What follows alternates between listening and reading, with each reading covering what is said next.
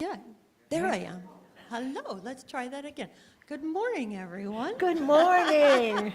There we go.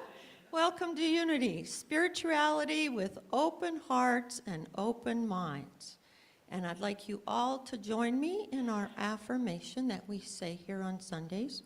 We are an authentic, transformative, spiritual community. Centered in God, we co-create a world that works for all. And now, you on Zoom, please get ready to light your candles, and I will light the Christ candle, and please sing with me. Come light, light of God. Come light, light of God, give light to creation, enlighten our hearts and remain with your world. Come light, light of God, give light to creation, enlighten our hearts and remain with your world. As you've already guessed, I'm filling in for David again this morning, but he will be back next Sunday. So Reverend Pam Still will be gone, enjoying her cruise coming back across the Atlantic Ocean. So let us now stand and sing our first song with Clara in this very room.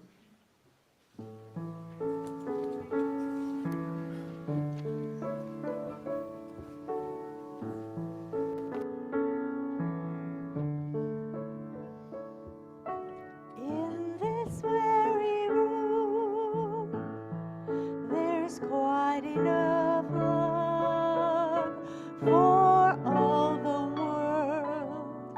And in this very room, there's quite enough joy for all the world. And there's quite enough peace and quite enough power to take us through every hour. One essence, one spirit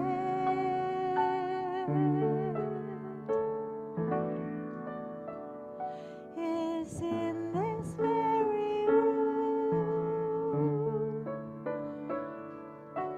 In this very room, there's quite enough love for all the world.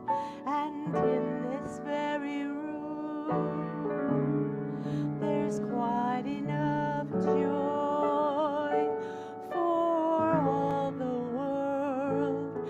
And there's quite enough peace and quite enough power to take us through every hour.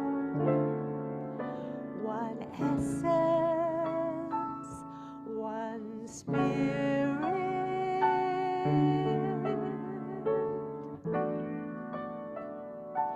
is in this very room. In this very room.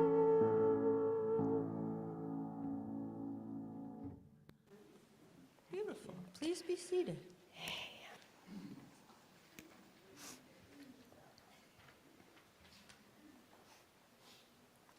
So I'm not going to walk around with a mic too much so I don't cause feedback issues. So today I'm going to stay back here and wave my hand.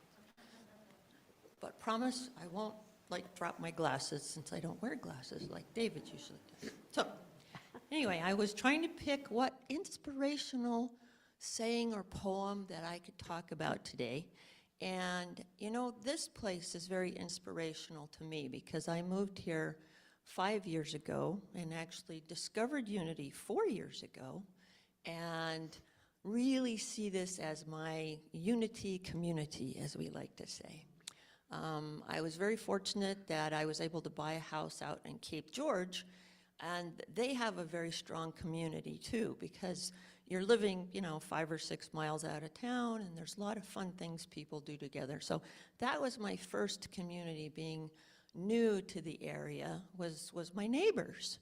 But certainly not enough. I was looking for a spiritual home, and I'm really glad I found it here, and that you have all taken me in, and that obviously David likes me enough to fill in for him, so.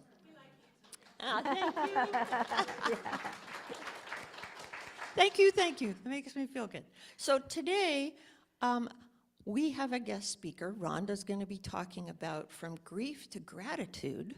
And so I was first thinking about talking about gratitude, but then I decided I'm going to let her do that talk. And instead, I found something to match with the daily word, which is all about together and service. And so I don't know if you've seen this wonderful little booklet from Unity called Spiritual Keys to Aging Well. As we all know, we're all aging. We can't help it. That's why we're still here. We're still aging. So, but aging well is important. And this year, I turned 65.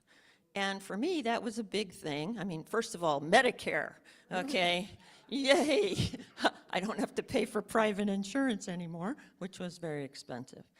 Second of all, it really was sort of like, wow, I have a whole new chapter in my life, and I have things I want to do, and I want to be able to expand my spirituality, which is one of the biggest goals that I had for my retirement.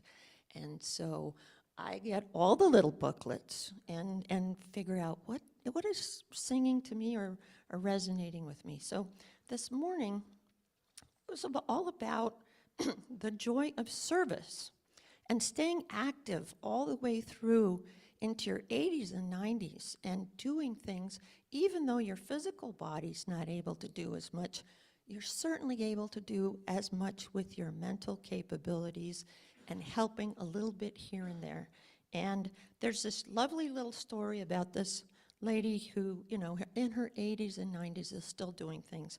But I didn't want to go through the whole story. But what I want to say from here and read is there's 3 different people that are talking about the joy of service and the joyfulness that you get yourself from that, not just for the people that you serve.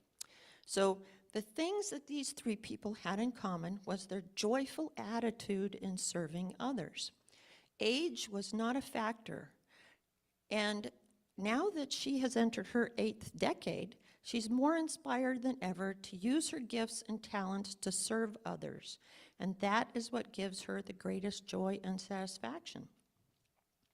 So when we figure out what makes us feel joy, and we have the courage to do it at any age, we find our purpose for being. That purpose does not end as we grow older. In fact, the aging process can be a huge benefit for us and those whose lives touch others or ours. With age comes wisdom. Our circumstances may be beyond our control, but we are never too old to create our experience by what we choose to think, what we believe, and what we feel. That is one of the fundamental principles taught in Unity, and it works. Age is nothing but a number. It's all about attitude and service. When we figure out what gives us the greatest joy, what makes us look forward to getting up every day, we won't need lotions, potions, or notions to keep us youthful. All we need is to find ways to serve. So that leads into the daily word, which is all about together. The presence of God unites us as we work, play, and pray together. Joining with others to work makes the job easier. Joining together for fun multiplies the enjoyment. The camaraderie, cooperation, and support of togetherness give me a boost and brighten my mood. The indwelling Christ presence is alive in all people everywhere. When I work, play, or pray with others, something greater than the sum of our individual efforts and insights result. The divine love that binds us multiplies as we recognize it in one another and give it fuller expression in ourselves. Work becomes more productive, play becomes more enjoyable, and prayer more fulfilling. Together, we produce more good work and feel more joy and happiness than any of us could accomplish on our own. And from Matthew 18, for where 2 or 3 are gathered in my name, I am there among them. Together, the presence of God unites us as we work, play, and pray together. Thank you. And now, Claire is going to play the meditation chant, Sanctuary, and then it's going to be time for Rhonda to do the meditation and the message.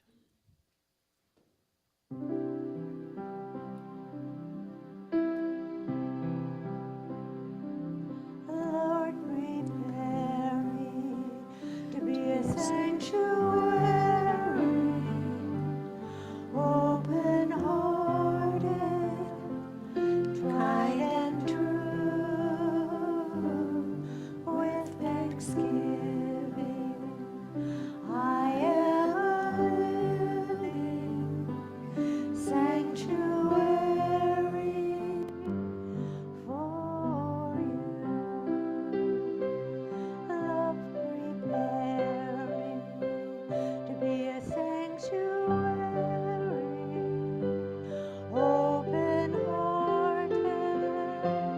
tried and true, with thanksgiving. I am a living sanctuary for you.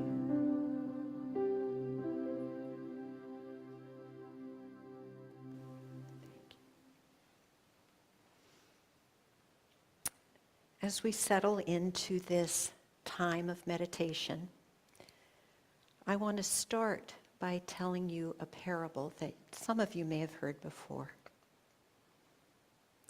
In a mother's womb, there were 2 babies. One asked the other, "Do you believe in life after delivery?" The other replied, "Why, of course. There has to be something after delivery. Maybe we are here to prepare ourselves for what we will be later." "Nonsense," said the first. "There's no life after delivery. What kind of life would that be?" The second said, "I don't know, but there will be more light than there is here.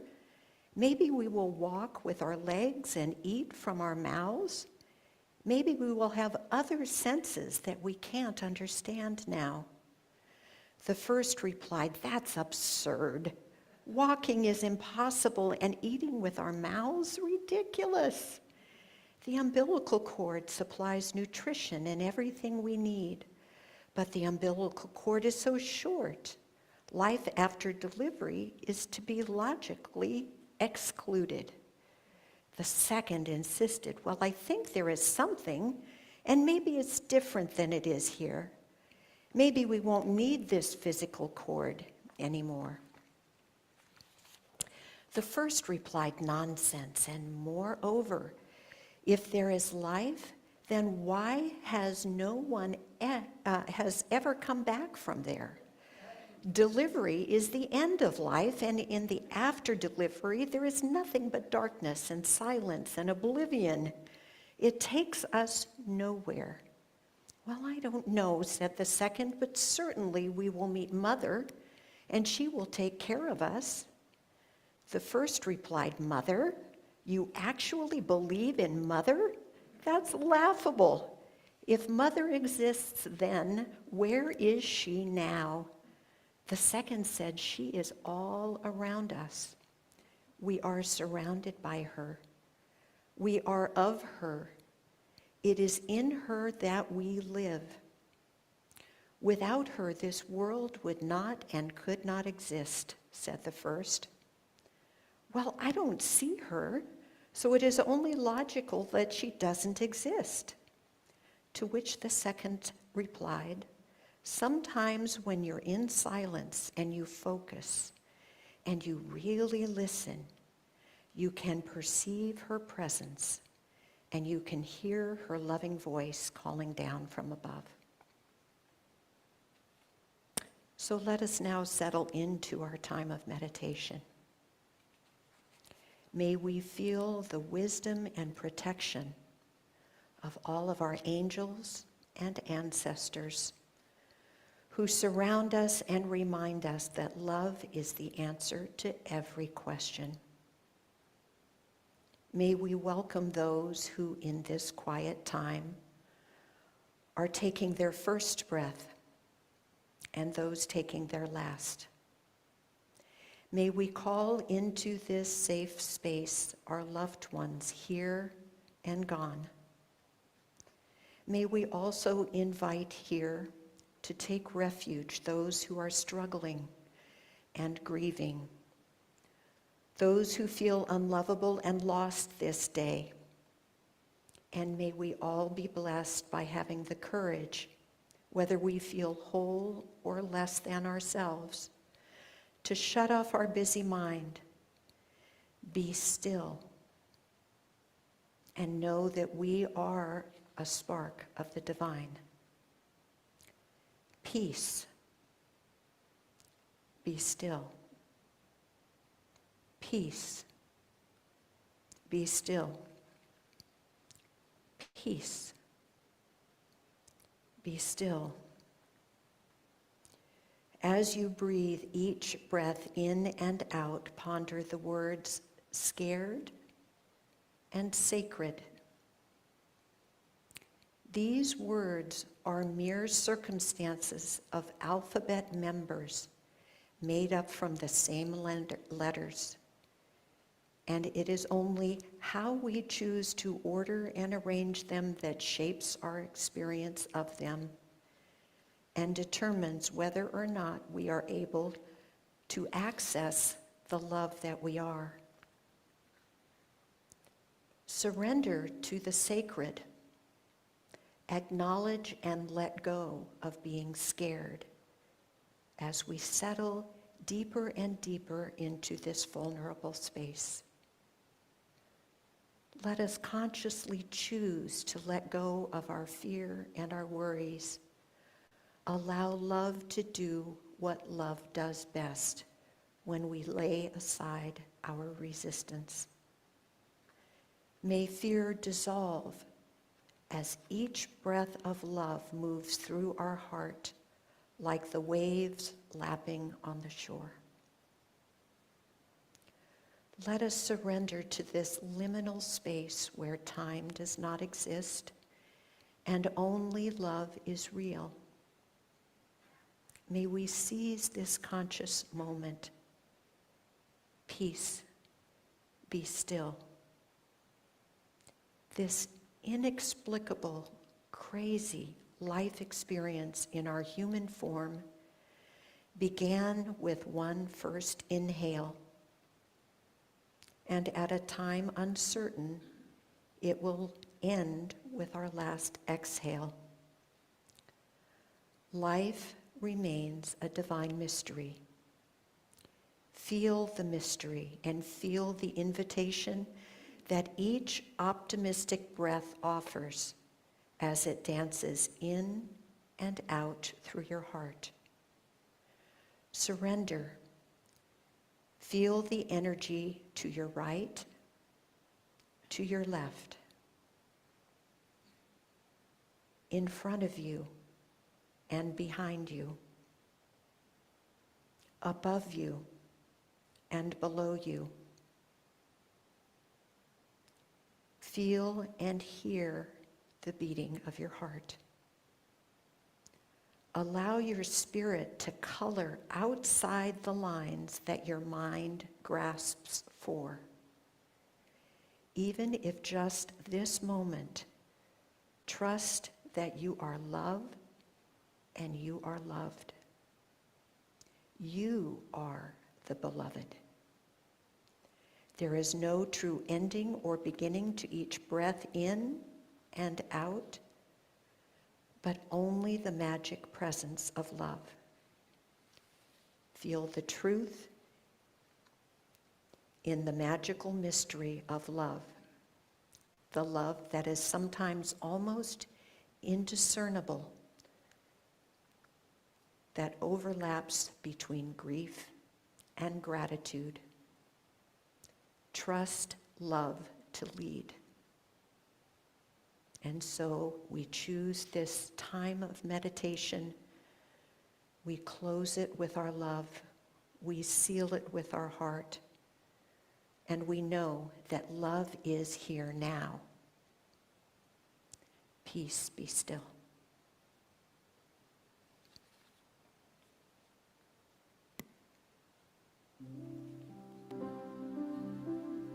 Love, prepare me to be a sanctuary, open-hearted, tried and true, with thanksgiving. I am a living sanctuary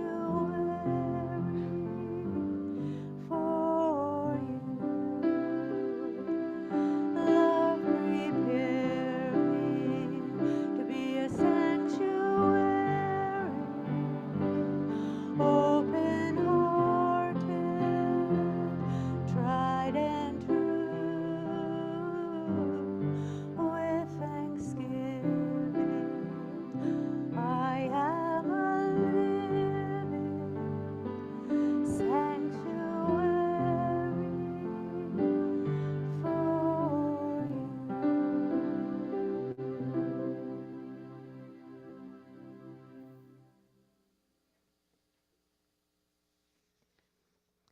The song I'm going to do this morning is called Life.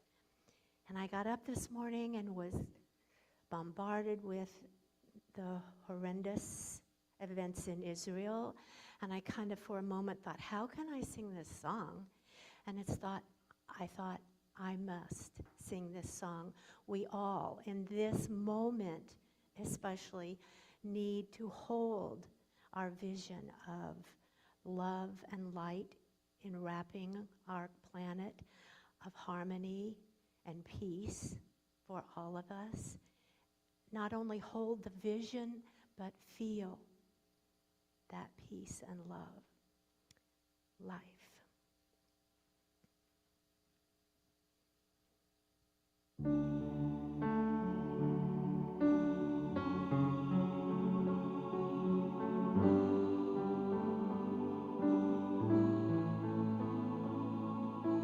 Life is a pretty great place to be if you don't mind mystery.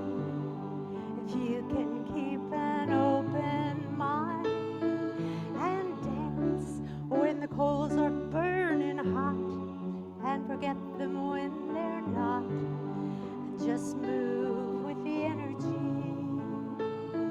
and revel in the sunshine when it's on your face, and put a layer on when winter takes its place. Love is a very sweet place to be if you don't mind company and a little bit of pain sometimes, for we are connected at the source. Life will take its course and bring us into unity. I feel a family growing based on love and trust. We've such a flock of angels watching over us that I feel a hope I've never felt, that the hardest rocks will melt and a new landscape will come in view. For earth, when in love and light and grace we begin to take our places and each do what we came to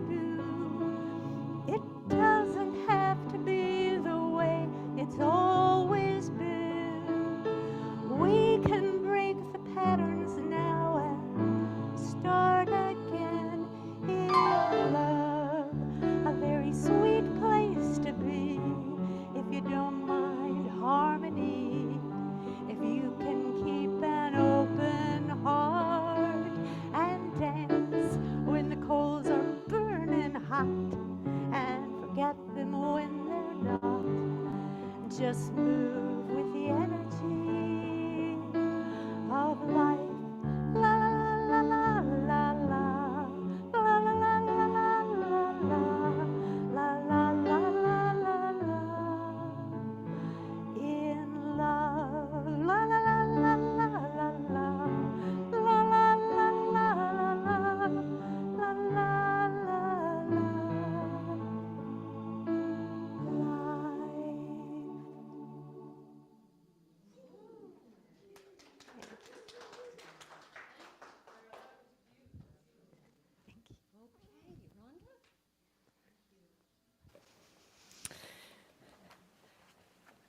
I'm so grateful to have this opportunity, as I always am, when Pam's not here, to step into her shoes, which is impossible.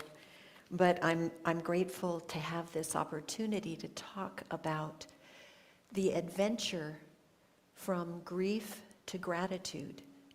And we see that as this linear line. When it's forward and backward steps, it goes in every direction. And so I want to start by reading you.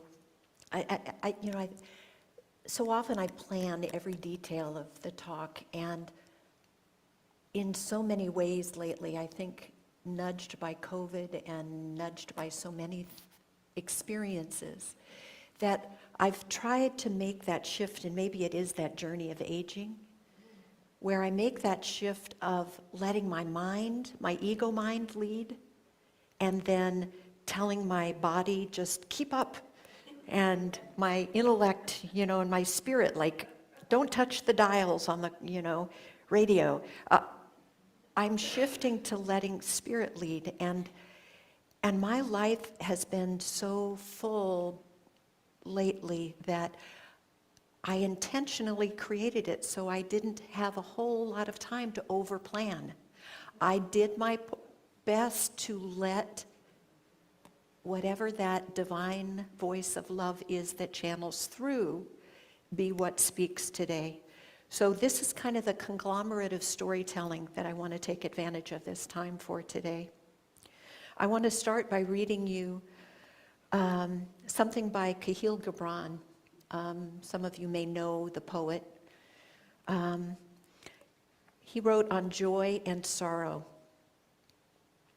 When a woman said, "Speak to us of joy and sorrow," and he answered, "Your joy is your sorrow unmasked."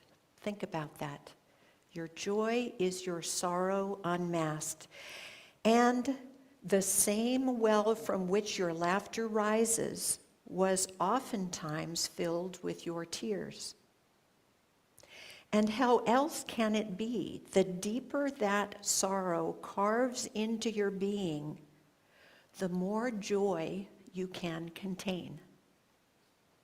It is not the cup that holds your wine, the very cup is not the cup that holds your wine, the very cup that burned in the potter's oven? And is it not the lute that soothes your spirit, the very wood that was hollowed with knives?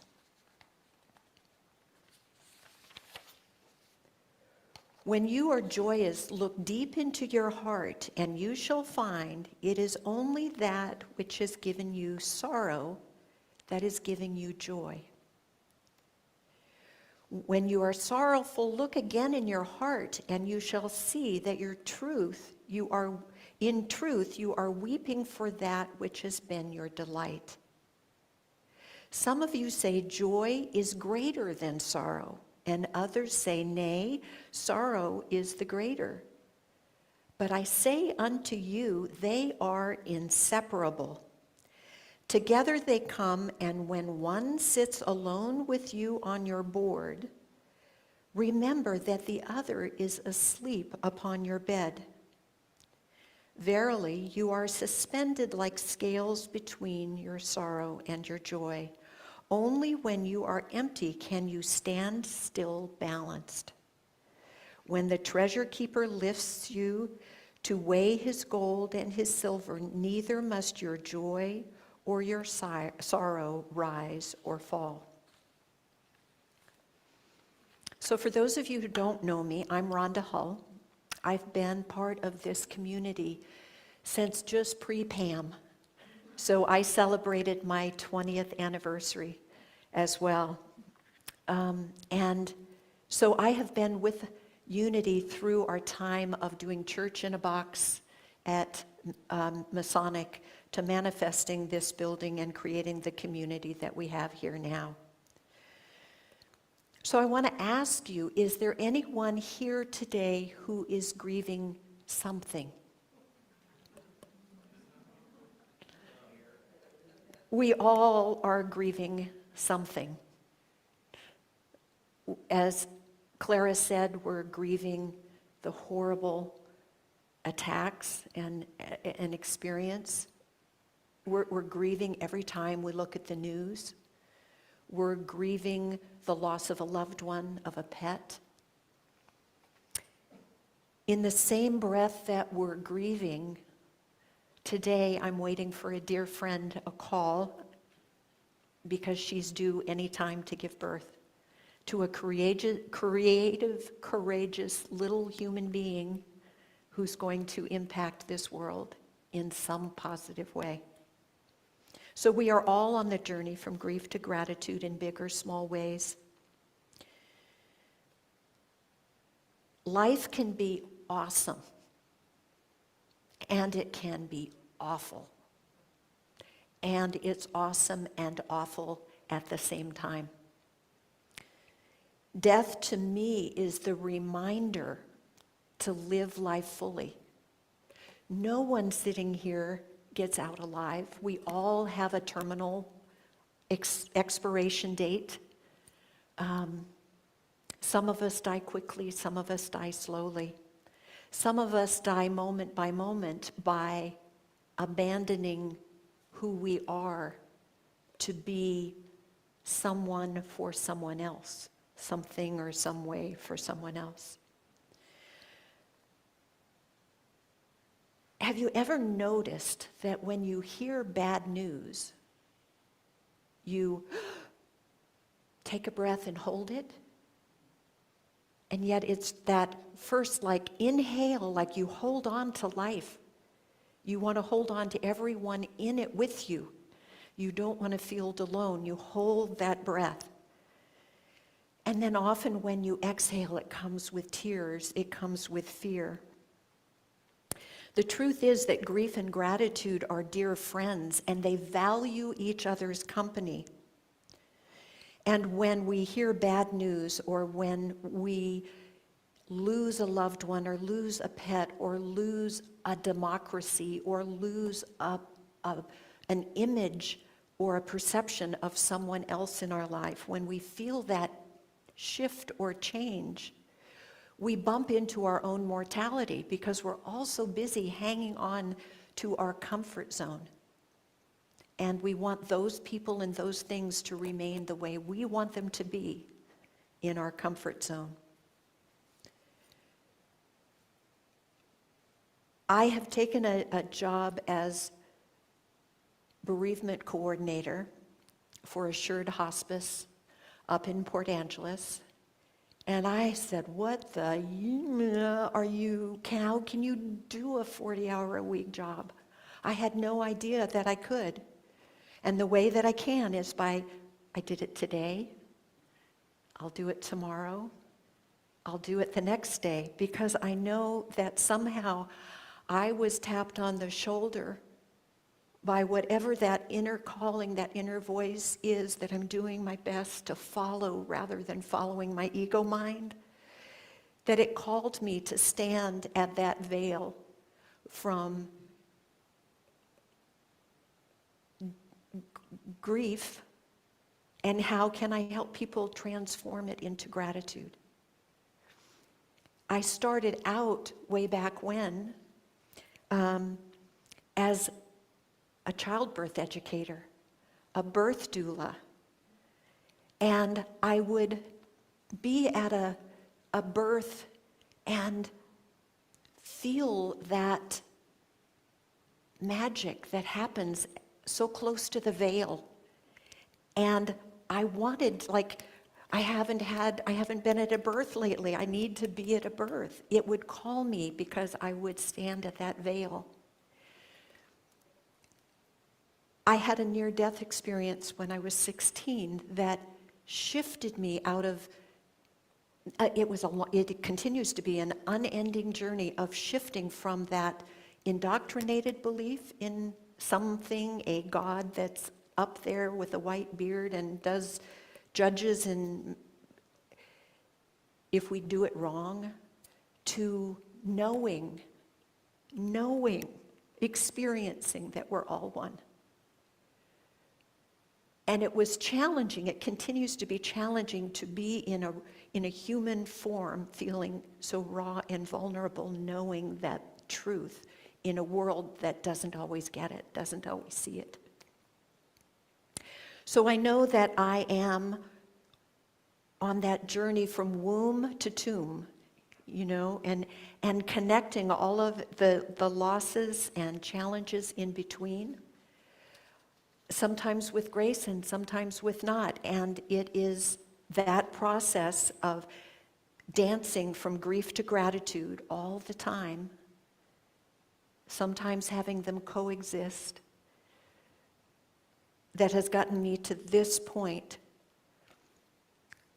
I know that through my near-death experience, the transformative moment came when I stepped out of that place of trying to figure out how not to drown, how to get out of an undertow, how to get out of the freight train sound that happened at that moment. And I remember having a voice that I didn't hear through my ears, a transmission that said, surrender. All you have to do is surrender. This won't be a bad way to die. And in the moment of surrender is when that experience unfolded for me. Of sound stopped. Vision stopped. All the five senses, hearing, taste, touch, sound, smell, all of that disappeared into a oneness that was just that luminescent white light. And then then that same voice said, you're not to stay. You need to return to be a bridge person. And I didn't want to. And for a very long time, I felt, that's that Catholic stuff that says you failed theirs, you have to come back to earth school. Well, but I've done my best at shedding that indoctrinated part and surrendering here to knowing that love is the answer to every question, regardless of what we see out there. And whatever I call faith, love is my God. Faith is hard in human form, but we all do our best. But it is in that moment of letting go of control that the magic happens. We don't grow very much sitting in our comfort zone. It's when we face the challenges, the grief, that's what hones us, shapes us, creates the container. And it's like, can we bring love to that rather than feel the victim of it? So I started out as childbirth educator and being there at births, and very soon after that, I experienced 3 deaths in my life very close together. My grandmother died first. She was 82, I think. I could justify that because she had lived a long, hard, good life, and I had to surrender her. Soon after that, close friend of mine in college that I had not seen for about 6 years. I found out that he was going to be teaching at a school close by where I lived, and I was going to go sit in his office and surprise him. The weekend before that, I got word that he had taken a group of students to the Russian River in California and drowned in a rafting accident. So it's like, well, wait a minute, old people die, but that's a peer. So it bumped me then into my own mortality. And then 2 weeks after that, my dear friend Marcia gave birth, had given birth. I had been to all 3 of her babies being born. And her third son, Marshall, drowned in their hot tub 2 weeks before his first birthday on Mother's Day. And so that's when I went, holy crapola, I don't understand this. I don't like this. I get death. Okay, at least my friend Larry was doing what he loved, taking kids rafting. But a baby doesn't make sense to me. And yet in my childbirth career, I found myself there at that portal, at that veil, helping 2 moms who lost their babies at birth. And it's hard, it's really hard to have faith in those moments. But life and death are messy and unpredictable. And yet I emerged from my near-death experience. I don't fear death. Like, how close can I get to the veil? Like, can I stand there now? Like, I'll just let me sneak through. I don't fear death. I think, like all of us, we fear what comes before it. We're all standing in that unknown right now of, can we match the quality of our life to the quantity of our life, rather than having the quality end here and then it gets pretty messy until then. You know, it's a crazy journey. And I've heard a medium, a channeler say, being asked, well, aren't you afraid of talking to dead people? And he says, no, I'm much more afraid of talking to live people. So I get that. So I think my journey has been to heal my own grief. And after those experiences, we had 2 back-to-back earthquakes in California, and I thought, well, understanding, like knowledge is power. I'll just read about earthquakes, and so I don't have to be afraid of them anymore. And the more I read, the more scared I got, because in California and here, everywhere you stand, you're standing on a fault line. So I have people friends who are in Florida, and I go, well, I think I would just rather not know when it's going to happen, rather than worry about it for the hurricanes coming. So no matter where you are, there's a thing. There's a thing, something there. But all of that anxiety and loss and fear and earthquakes sent me on a quest. And the quest for my own healing brought me to the Northwest. It brought me to Orcas Island. And some of you may know who Elizabeth Kubler-Ross is. She's the mother, grandmother, ancestor, now mother, of making death and dying something that we can talk about rather than have it be a taboo. Because the Japanese have a tradition of talking about death. If you think about death daily, it brings you to this moment of saying, who am I going to be right here while I'm here?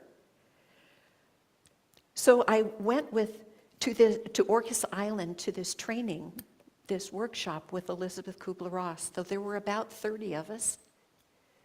And it was made up of people who had experienced horrible losses. Mine felt so insignificant compared to what I witnessed and heard. There was one man there who had experienced horrible things in Vietnam with horrible PTSD and had to do horrible things, even to small children while he was there. So he was telling all of these stories with anguish and tears and snot coming from his nose and just weeping uncontrollably. And Elizabeth, who I had this vision of her as this sweet, loving little person, she's very German. I mean, stereotypically, she was just a gruff, to the point, cut the crap type person. And so she sat across knee to knee with this man as he's sharing, with a box of Kleenex right there. And everything in me sitting where you're sitting, saying, hug him, just hug him, hand him a Kleenex. And so I'm thinking those things. So after they processed and got to a much more peaceful, released place for him, she asked, I can't do the German accent, are there any questions? You know, and somebody else was braver than me because it was in my mind. She said, why didn't you hand him a Kleenex? Why didn't you hug him? And she said, why would I do for him what he can do for himself? The Kleenex were right there. And then I thought, well, and she said, if I had hugged him from my pain, I would have trapped both of us in our grief. And so she waited for him to process before, at the end, she asked permission, may I hug you now?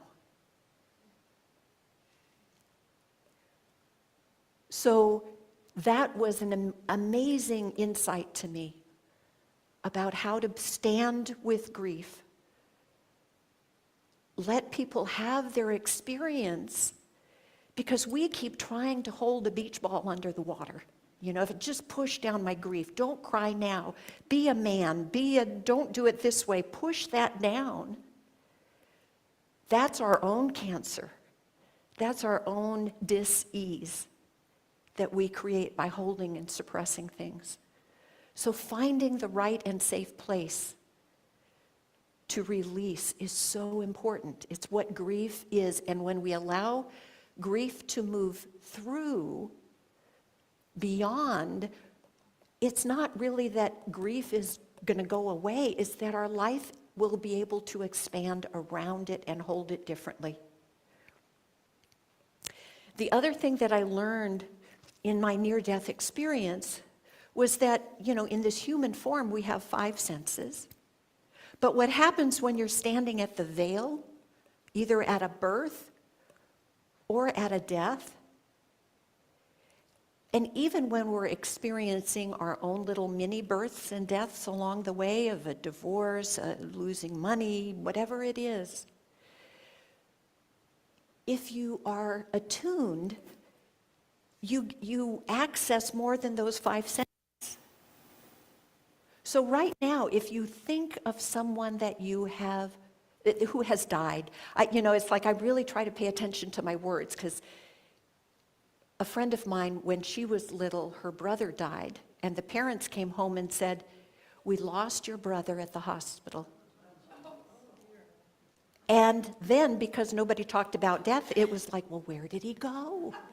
Are they going to find him? So we have our human 5 senses, but at the veil, and here and now we can access beyond them. So right now, if you think of someone who has died, and you think of a burning question that you would want to ask them if they're still here. So just do that for a moment. So my mom came through. And what's true is I heard her voice. I didn't hear it with my ears, but you heard it. Just like when I was drowning, I heard a transmission. It was a transmission that wasn't through my ears. We think that person is gone, but it's like if I went and stood in the other room, I'm not really gone. I'm just not here in the form that you would want me to be. But we can access that which we don't have here. Another thing that was so powerful about being with Elizabeth was there was a woman there who came. Elizabeth had talked to her before she came. Her daughter had drowned and been attacked by a shark on the East Coast. And Elizabeth had asked her to bring 3 drawings, or bring any drawings that her daughter had drawn. And the mom said she drew these 3 drawings in the car on the way to this little cottage that they were going to stay at by the seaside. And I think I've mentioned this before here, but she showed the drawings. And what Elizabeth was trying to convey is like, we know. We are here, but we are all at the same time.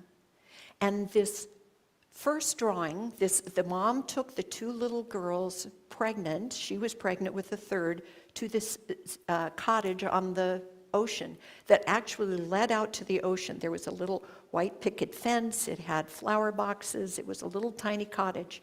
She drove the kids out first. The dad was going to follow later that evening. The mom unpacked the car, brought in the ice chest, did all of that, but being pregnant, the girls were playing in this little front yard. The girls were 6 and 4, and she lay down on the couch and dozed. She fell asleep and woke up to screams. And she went out, and there was the crowd, and the 6-year-old was still standing on the shore, but the little 4-year-old had drowned, went out and then got attacked by a shark, and that's what alerted this mom. So she brought these drawings, and the first drawing was of the cottage. It had the flower boxes, the doors and the windows were all in the right place.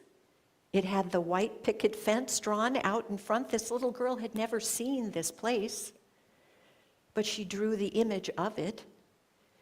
The second drawing was of one little girl, of both of the girls standing by the seashore. So it showed the ocean and the waves and 2 little girls. The third drawing that she brought was one little girl standing by the seaside and a shark's fin out in the water.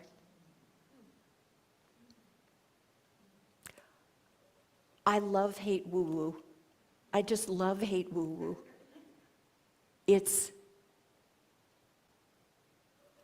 I just know that we know.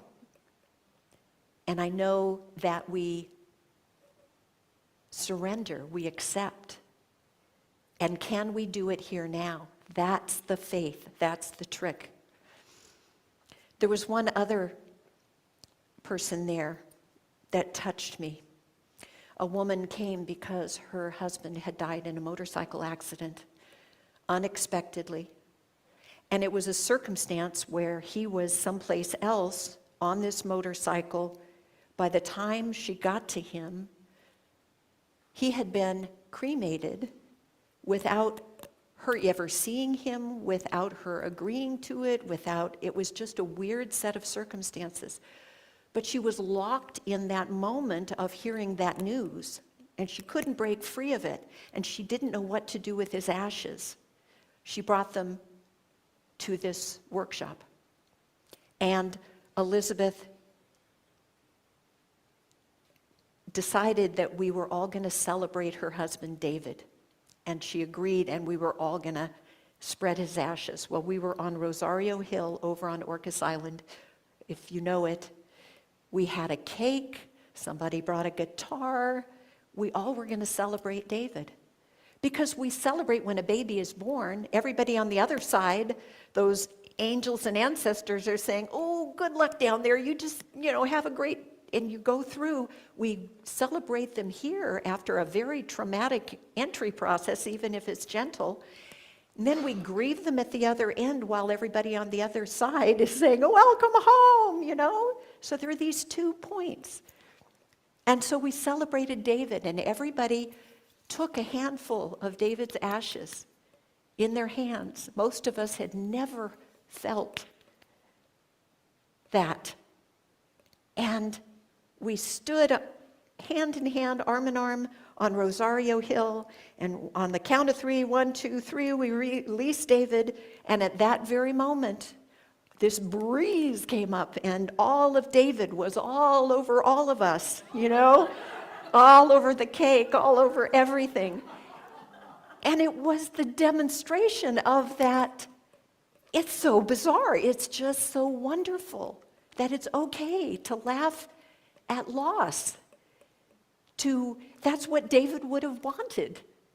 That was David blowing the wind and bringing ashes all over us. So sorrow and humor can walk hand in hand. I was at my parents' passing, my dad dropped dead. I didn't get to be with him at his passing, but I was with my mom, and she taught me so many important lessons about being here now. I was wanting to go over, like, let's rehash the past, Mom. You were alcoholic, you drank too much, you had these issues, you fell short in this, you know, it's like, we have to find peace with this. And she would say, but I'm here now. Do you really want to spend time in the past? And then our conversation the night before she died would drift to, hey, Mom, you're not going to be here for the graduations and the births and the marriages and the everything. And she said, oh, I will be. I just won't bring my body. But can we be here now? I'm here right now. Do you want to use this moment being either in the past or the present? So the trick is being here now. Some of you remember my grandnephew Connor. When I was very early here, he was barely 2 and he was diagnosed with leukemia.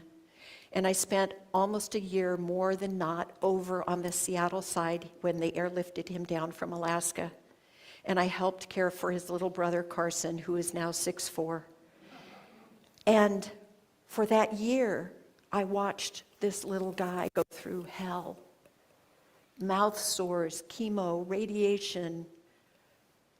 I can't tell you how many times I've seen the movie Cars just sitting with him because he couldn't go outside of this room. He's 19. When he got out of the hospital after his bone marrow transplant, it was his birthday when they released him. And we came to the window. My niece, before they flew back up to Alaska, came to see me. We went to the window at Unity outside of Masonic during service.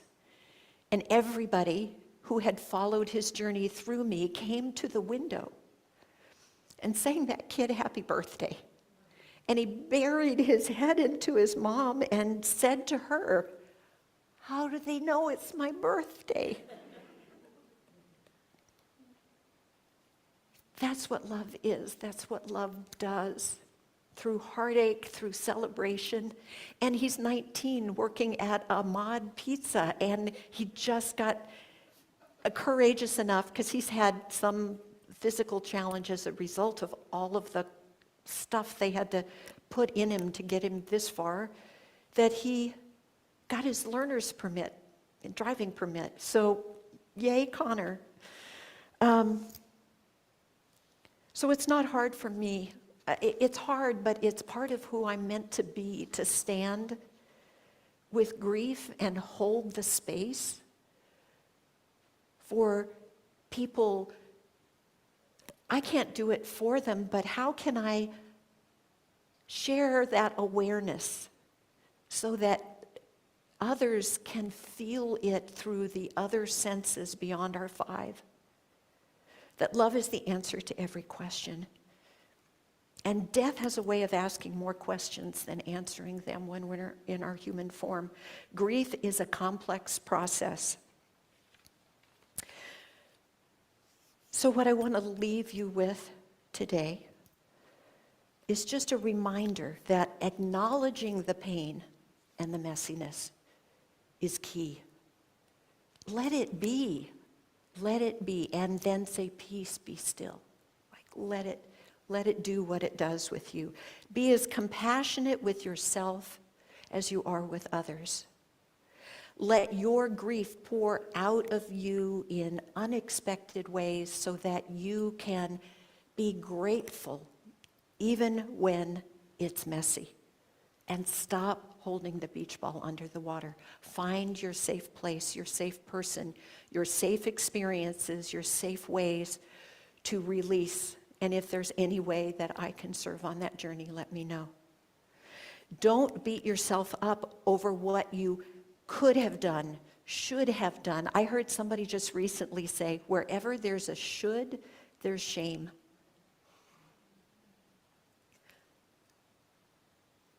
Whether you're there at the moment somebody dies, whether you're in the next room, whether you're across the country, you're still there.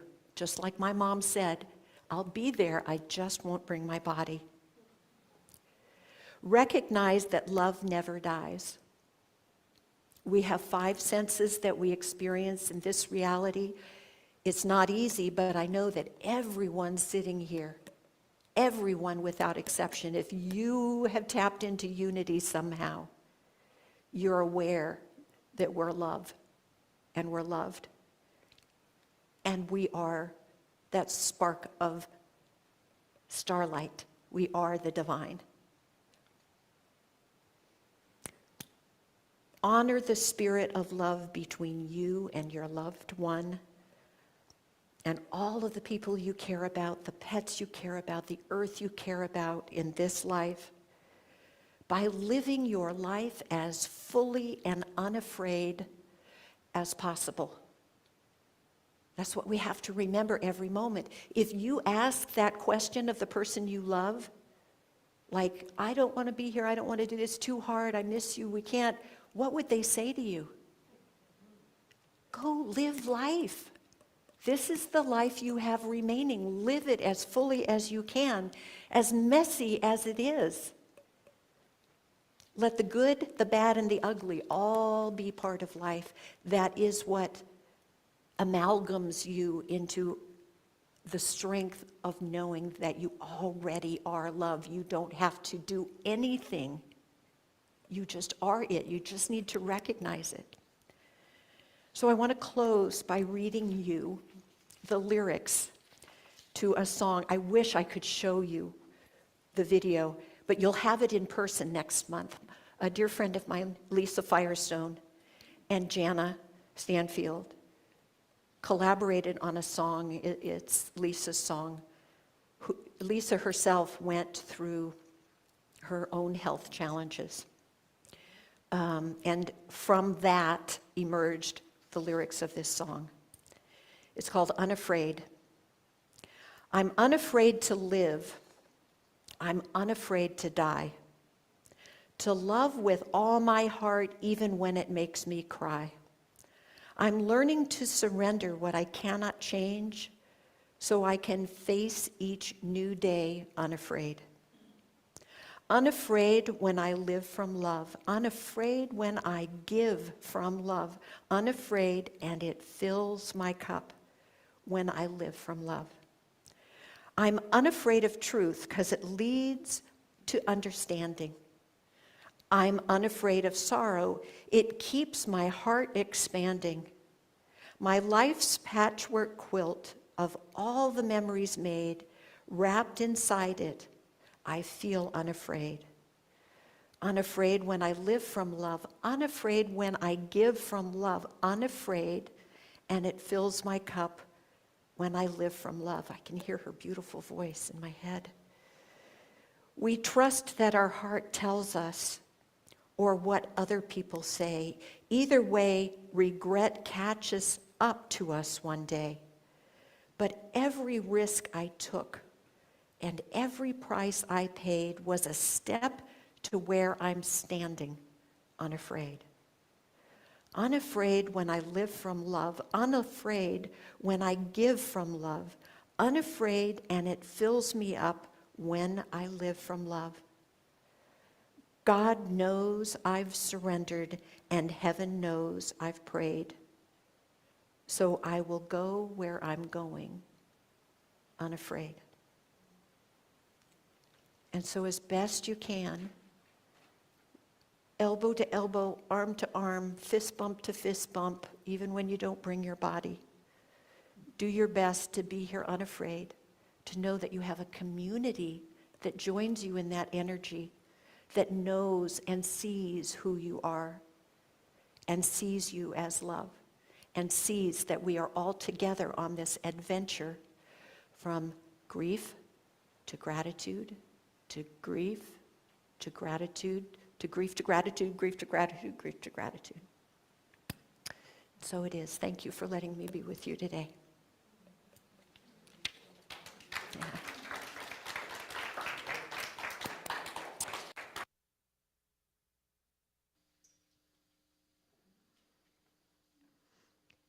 And I think Spirit helps me in choosing these songs because There Is Only Love. Would you like to stand or do you want to sit? Your choice. Take a breath.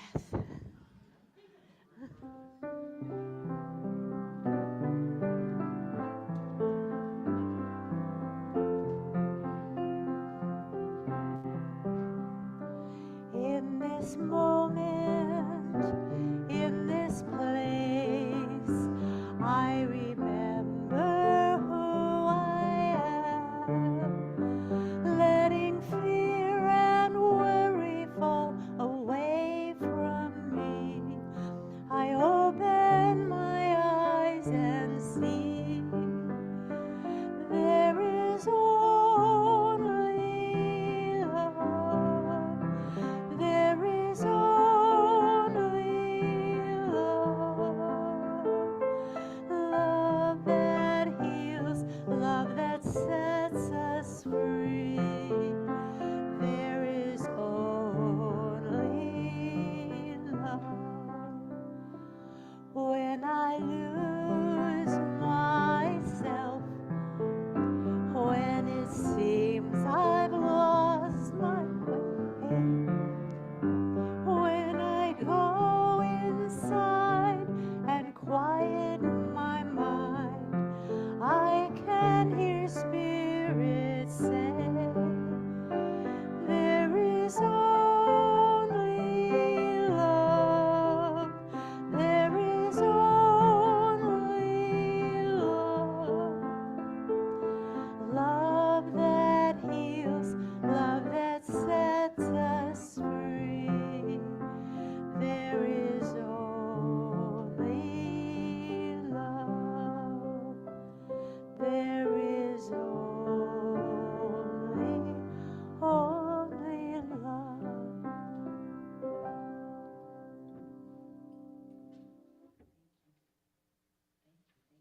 Please be seated.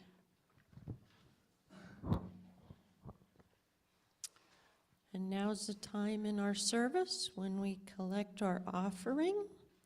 So I would like you all to join me in taking out your offering and saying what we always say when we have our offering blessing.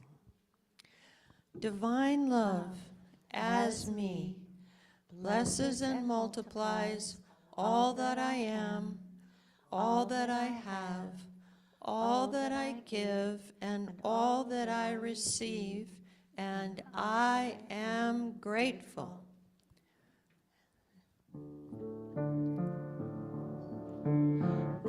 As we bless the source of life, so we are blessed.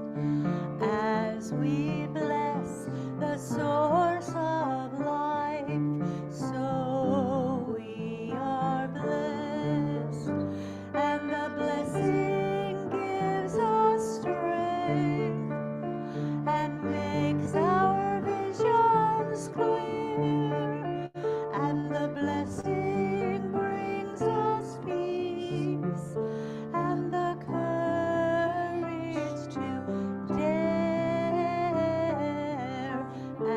as we bless the source of life, so we are blessed. As we bless the source of life, so we are blessed. Oh, I'll stand over here. It was going to make noise. We open in gratitude to be conscious channels of divine blessing as we receive these generous financial offerings of love, support, and commitment. We open in grace to consciously affirm divine presence as we honor and gratefully count these precious gifts of blessing.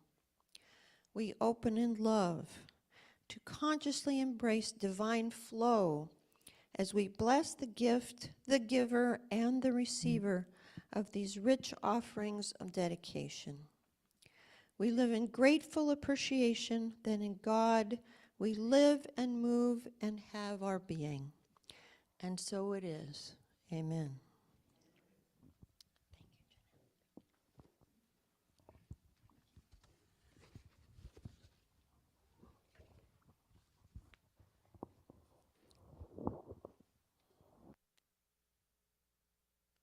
I like to use that prayer because it sort of touches on all the things about offerings, and I'm not really good at impromptu prayers yet, so I'm working on that, but I'm not there yet.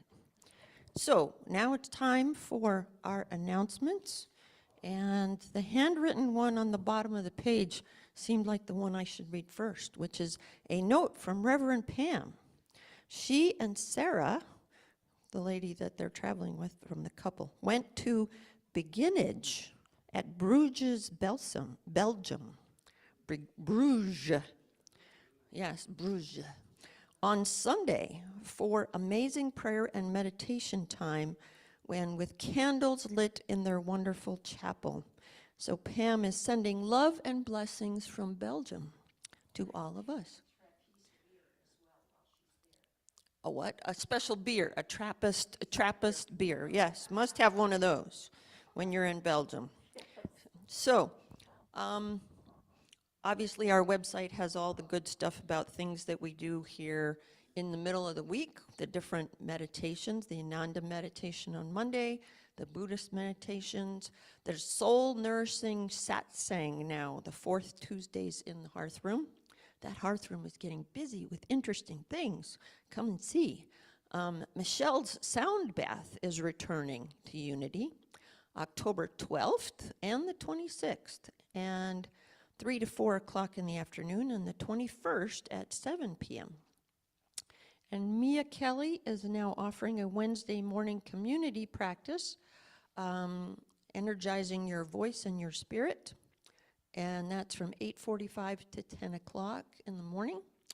And then Kirtan is going to be October 11th and the 25th from 7 to 9.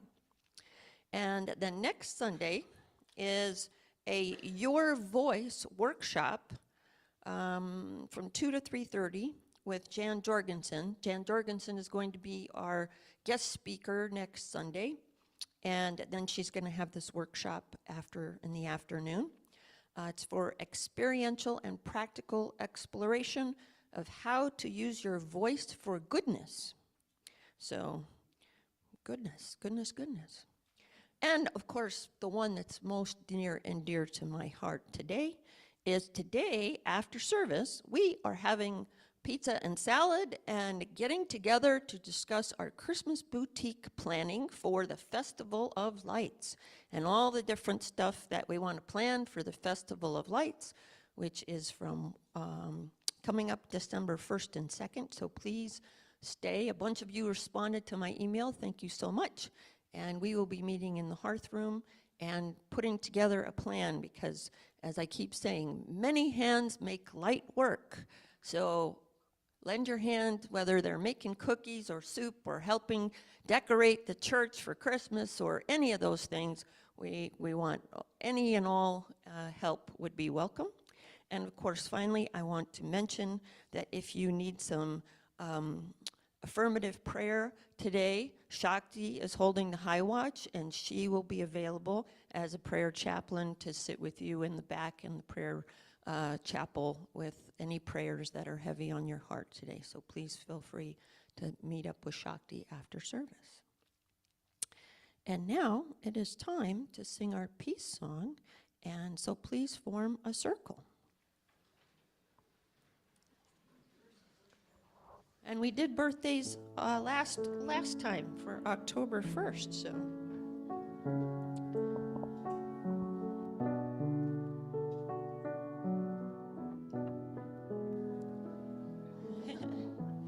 We'll get there, just come through the middle somewhere. Everybody over there on the wall, come around, please.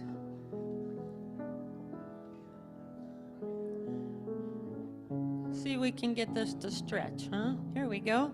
I think we're getting there. All right. Yes, there is peace on earth, and yes, it begins with me. Yes, there is peace on earth, a peace that was meant to be, with God as creator, united all are we.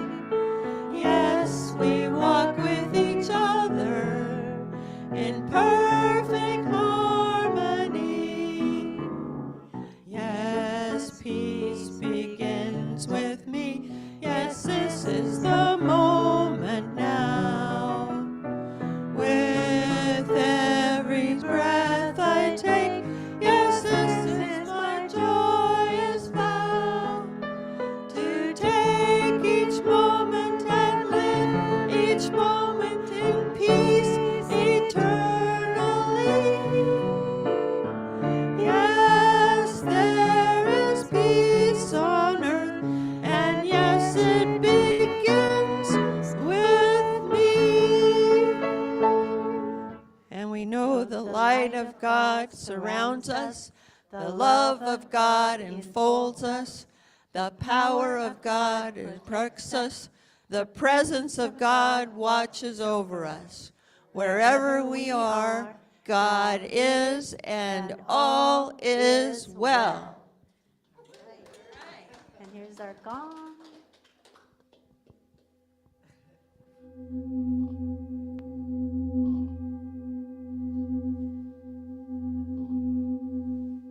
See if you can wait and notice the time, the space in between when the sound truly stops. So just pause there.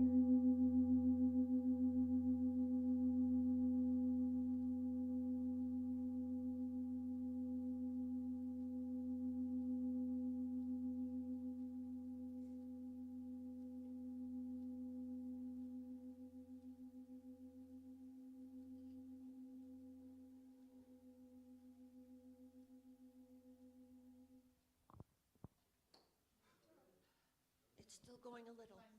I had to give up. My arm was getting tired. There. I can still feel it. It's so wonderful to feel the vibration. Have a great day.